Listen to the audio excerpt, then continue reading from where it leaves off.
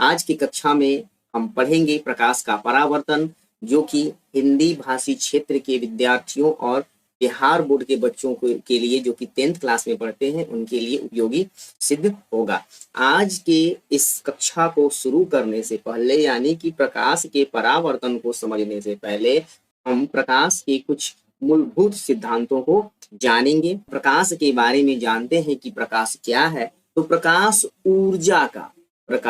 ऊर्जा का वह रूप है जो हमें देखने में सहायता करता है। प्रकाश क्या है? तो प्रकाश ऊर्जा का एक स्वरूप है। प्रकाश हमेशा सीधी रेखा में चलता है। प्रकाश को गमन करने के लिए द्रव्य माध्यम कहने का मतलब होता है हवा, पानी या कोई ठोस पदार्थ, कोई भी द्रव्य माध्यम की आवश्यकता नहीं पड़ती है। यह निर्वात में भी चल सकता है। निर्वात यानी कि जहां पर कोई भी माध्यम नहीं है, जैसे सूर्य और हमारी धरती के बीच, यानी कि हमारे पृथ्वी के वायुमंडल और सूर्य के बीच कोई भी माध्यम नहीं है और ऐसी जगह को ही हम निर्वात कहते हैं। इंग्लिश में उसको वैक्यूम कहते हैं।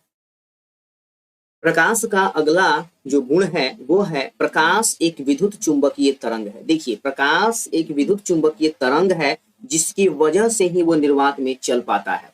विद्युत चुंबकीय तरंग एक ऐसी तरंग होती है जिसको कि चलने के लिए किसी द्रव्य माध्यम की आवश्यकता नहीं पड़ती है। और प्रकाश भी जो है एक विद्युत चुंबकीय तरंग है जो कि निर्वात में भी चल सकता है। ये विद्युत चुंबकीय तरंग क्या है, यह आप 12वीं कक्षा में पढ़ेंगे। अब हम बात करते हैं प्रकाश की चाल की। तो प्रकाश का चाल आप देख रहे हैं, यहाँ मैंने लिख रखा है। प्रकाश का चाल निर्वात में 3 × 10⁸ मीटर प्रति सेकंड या फिर 3 × 10⁵ किलोमीटर प्रति सेकंड।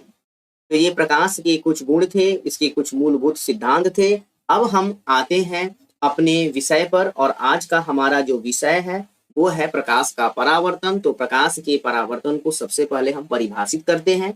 प्रकाश किरणों का किसी वस्तु से टकरा कर लौटने की प्रक्रिया को प्रकाश किरणों का किसी वस्तु से टकरा कर लौटने की प्रक्रिया को ही हम प्रकाश का परावर्तन कहते हैं। आपने देखा होगा, बचपन में आपने भी शायद किया होगा, हम लोग क्या करते थे कि आईना ले लेते थे और सूर्य की किरणों को हम उसके जरिए कहीं और भेजते थे, है ना। तो वही प्रोसेस जो है प्रकाश का परावर्तन कहलाता है। प्रकाश का परावर्तन जो होता है ये 2 तरीके का होता है, एक नियमित परावर्तन और दूसरा अनियमित परावर्तन। नियमित परावर्तन क्या है तो यहाँ समझेंगे। किसी समतल सतह से जब प्रकाश का परावर्तन होता है तो उसको हम नियमित परावर्तन कहते हैं। देखिए, प्रकाश की, और इसको हम ऐसे भी कह सकते हैं कि किसी नियमित सतह पर जब प्रकाश की समानांतर किरणें पड़ती है तो उनका परावर्तन के बाद वो समानांतर रूप में ही परावर्तित हो जाती है। यहाँ मैं आपको एक बात और बता देना चाहता हूँ, ये किरणें जो कहीं से आ करके किसी सतह पर पड़ती हैं, कहीं से कहने का मतलब है किसी प्रकाश के स्रोत से, तो वो किरणें आपतित किरणें कहलाती है। आपतित किरणें कहलाती है। और जो सतह से टकराने के बाद जो उत्पन्न होती है, जो निकलती है, जो टकरा करके लौटती है, उसको हम परावर्तित किरणें कहते हैं। परावर्तित किरणें। अनियमित परावर्तन, जब प्रकाश की किरणें किसी खुरदरे सतह पर पड़ती है और उनसे जो उनका परावर्तन होता है उसको हम अनियमित परावर्तन कहते हैं। इसको हम ऐसे भी कह सकते हैं, जब प्रकाश की समानांतर आपतित किरणें किसी उबड़ खाबड़ सतह पर पड़ती है तो परावर्तन के बाद वो एक दूसरे को प्रतिच्छेद कर जाती है और ऐसे परावर्तन को हम अनियमित परावर्तन कहते हैं। प्रकाश के परावर्तन के नियम। प्रकाश किरणें किसी सतह पर पड़ने के बाद जिन नियमों का पालन करते हुए उस सतह से परावर्तित होती है, उन नियमों को हम प्रकाश के परावर्तन का नियम कहते हैं। ये नियम जो है ये 2 है।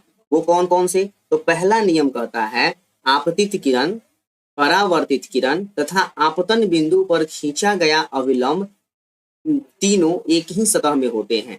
जैसे यहाँ पर मैंने कुछ शब्द लिख रखे हैं, जैसे आपतित किरण, परावर्तित किरण, आपतन बिंदु। इन सब चीजों को, आपतन बिंदु पर खींचा गया अविलंब, इन तीनों चीजों को हम यहाँ पर समझ लेते हैं ताकि आपको ये समझने में आसानी हो। जैसे देखिए यहाँ पर हमने जो चित्र बना रखा है इसमें यह एक समतल दर्पण है। समतल दर्पण, समतल दर्पण वो शीशा जिसमें हम खुद को देखते हैं, वो एक समतल दर्पण है। और इस पर एक प्रकाश की किरण जो आ करके गिर रही है इसको हम बोलते हैं आपतित किरण, जैसा कि मैंने पहले भी बताया, आपतित किरण। और जो यहाँ से आपतित किरण आकर टकरा करके जो लौटी है, यानी कि लौटी हुई किरण जो है ये कहलाती है परावर्तित किरण। परावर्तित किरण। और देखिए ये आपतित किरण जिस बिंदु पर, दर्पण के जिस बिंदु यानी कि यहाँ पर जो गिरी हुई है इसी बिंदु को, जिसको कि मैंने ओ से सूचित किया है, यही बिंदु जो है आपतन बिंदु कहलाता है। आपतन बिंदु। और आपतन बिंदु पर जो यह हमने लंब डाल रखा है इसी को हम अभिलंब कहते हैं। अभिलंब कहते हैं। और इसी के साथ साथ हम दो बातें और जान लेते हैं। देखिए आपतित किरण और इस अभिलंब के बीच का जो कोण होता है उस कोण को हम आपतन कोण कहते हैं। आपतन कोण कहते हैं। और इस आपतन कोण को हम एंगल आई यानी कि कोण आई से सूचित करते हैं। और आप परावर्तित किरण और अभिलंब के बीच का जो कोण होता है उसको हम परावर्तन कोण कहते हैं। परावर्तन कोण, जिसको हम कोण आर से सूचित करते हैं। अब हम आते हैं इस नियम को समझने के लिए।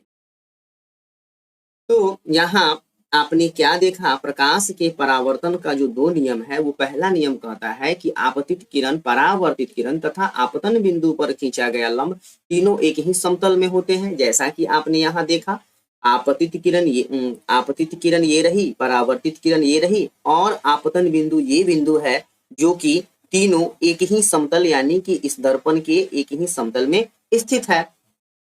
दूसरा नियम कहता है आपतन कोण परावर्तन कोण के बराबर होता है, अर्थात एंगल आई यानी कि कोण I is equal to angle R यानी कि कोण आर। जैसे देखिए यहाँ पर आपने जो देखा, ये एंगल आई जो एंगल है एंगल आर के बराबर होगा। यही कहता है हम प्रकाश का परावर्तन। तो आज के क्लास में हमने सीखा प्रकाश का परावर्तन। प्रकाश का परावर्तन। मैं आशा करता हूं कि मैंने आप सबके साथ जिस विषय का व्याख्यान किया है वो आपको अच्छे से समझ आ गया। तो आज की कक्षा में बस हम इतना ही रहने देते हैं। मिलते हैं आपसे अगली कक्षा में